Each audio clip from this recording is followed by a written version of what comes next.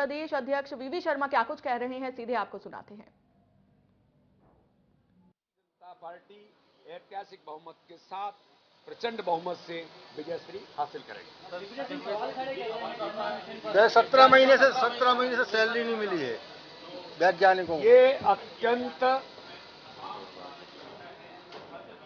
देश के लिए चिंता का विषय है।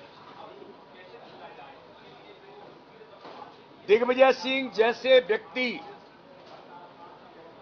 जो हमेशा से भारत को बदनाम करने के लिए देश के अंदर इस प्रकार के प्रश्न खड़े करने के लिए पहचाने जाते हैं, ऐसे लोगों को अगर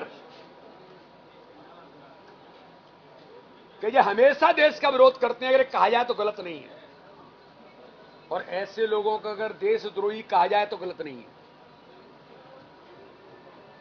इन्होंने बटाला हाउस के एनकाउंटर पर जब शहादत हुई थी मोहन चंद शर्मा की, तब इन्होंने कहा था कि ये फर्जी एनकाउंटर है, और उस आतंकवादी के घर गले मिलने गए थे दिग्विजय सिंह, जिस आतंकवादी को भारत के सर्वोच्च न्यायालय ने फांसी की सजा दी। मैं याद दिलाना चाहता हूं, हमारे सैनिकों के इनकी जब सरकार थी तब हमारे सैनिकों के सर काट करके फुटबॉल जैसे खेला जाता था, पीड़ा होती थी भारत के 140 करोड़ लोगों को। लेकिन मोदी जी की सरकार बनने के बाद अगर हमारे सैनिकों पर हाथ उठाने का प्रयास किया तो प्रधानमंत्री नरेंद्र मोदी जी के नेतृत्व में सेनाओं को इतना सक्षम बनाया कि सर्जिकल स्ट्राइक करके पाकिस्तान में घुस करके जवाब दिया। उस पर भी प्रश्न खड़ा करने का काम दिग्विजय सिंह ने किया। यह वही दिग्विजय सिंह है जो देश के इस प्रकार की व्यवस्थाओं पर भारत का मान और सम्मान कभी जब बढ़ता है तो इनको बड़ी पीड़ा होती है, इनको बड़ा दर्द होता है।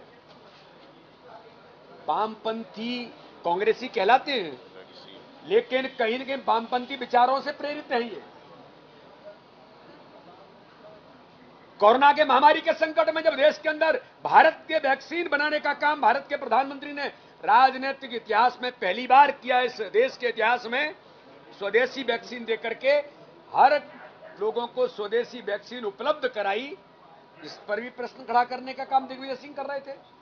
आज बहुत मैं मन की पीड़ा के साथ कहना चाहता हूं, यह दुर्भाग्यजनक ही नहीं है, यह देश के खिलाफ साजिश है। अरे क्या हिम्मत है आपकी कि जो हमारे वैज्ञानिक इतनी अथक मेहनत करके चंद्रयान के अंदर ऐसे प्रयोग उन्होंने किया कि पहली बार दुनिया के इतिहास में वैज्ञानिकों ने इतनी बड़ी सफलता हासिल की है। हम सबको उनके लिए दुआएं मांगना चाहिए, हम सबको उनको कहना चाहिए मिशन सफल हो। इसके लिए पूरे भारत के 140 करोड़ लोग लगे हैं, और ये महाराज कह रहे हैं कि उनको ये नहीं मिल रहा, उनको वेतन नहीं मिल रहा, उनको ये नहीं हो रहा। अरे शर्म आनी चाहिए आपको। अरे आज तो हमारे लिए खुशी का दिन है, दुनिया के लिए खुशी का दिन है, वैज्ञानिकों की खुशी का दिन है, देश के लिए खुशी का दिन है कि जब चंद्रयान 3 सफलतापूर्वक लैंडिंग की ओर अग्रसर है, और ये दुनिया के अंदर इतिहास बनेगा। दिग्विजय सिंह जी, अगर आपको इस प्रकार की चीजों में ही आनंद आता है, भारत को बदनाम करने में ही आनंद आता है, इनका तो इतिहास है। श्रीमान बंटा ढार और दिग्विजय सिंह कमलनाथ ने कहा कि भारत महान नहीं, भारत बदनाम है। इनको आनंद इसी से आता है क्योंकि विदेशी ताकतों से प्रेरित हैं, इन्हें भारत के अंदर अच्छा होता हुआ दिखता नहीं है। इसलिए मोदी जी के नेतृत्व में देश आगे बढ़ रहा है, वैज्ञानिकों को ताकत मिल रही है, सेना को ताकत मिल रही है, और देश लगातार ऊंचाइयों को छू रहा है। मैं तो उन वैज्ञानिकों को बधाई और शुभकामना देता हूं, बहुत हार्दिक अभिनंदन करता हूं कि उनका जो मिशन है आज सफलतापूर्वक संपन्न होगा। मंत्रिमंडल सर, मंत्रिमंडल सर, सत्ता में आते तो जाति की जनगणना करवाएंगे। अरे कांग्रेस तो कुछ भी, देखो ये जो नहीं आ रहे हैं ना, ये वही बोल सकते हैं, क्योंकि उनको आना नहीं है। तो जिनको आना नहीं है वो कुछ भी कह देंगे, कुछ भी झूठ बोल देंगे। तो ये तो झूठ की राजनीति करते हैं, झूठ का पिटारा है जो दिन भर इकट्ठा करते हैं और बोलते जाते हैं। तो झूठ बोलने से कुछ नहीं होता। भारतीय जनता पार्टी अपने काम में लगी है। सर बगावत सर अरे सर विरोध हो रहा है सर कहीं।